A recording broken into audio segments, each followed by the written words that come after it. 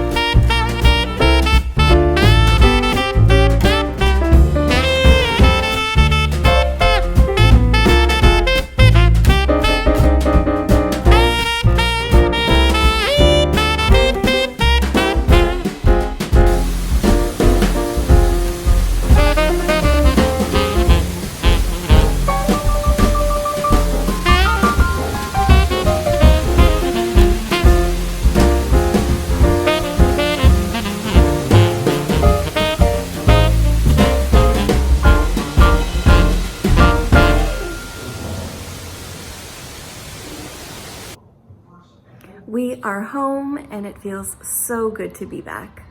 We had a great weekend, but it's always nice to come home no matter how much fun you have, isn't it? I've unpacked the bags, the clothes are all sorted, and we are warming up because our house was freezing when we got home. We usually keep it at 19 or 20 degrees Celsius. And I think it was at 12.5 degrees when we got here. We have the Nest, and I thought it would adjust when we got closer to home, but it didn't, and it is absolutely freezing. So I am just going to finish tidying up a little bit, figure out what needs to be done because I would love to have an early night. But first I wanted to show you the 2 mugs that I picked up in Niagara Falls because I don't have enough mugs. I needed to grab a couple more. So the first one I got was from Starbucks. You may have seen in the video yesterday. And I don't normally collect a lot of the Been There series cups. I have a couple, but I don't necessarily collect them because that would be a huge collection. And I really liked this one because, do you see where it says the honeymoon capital?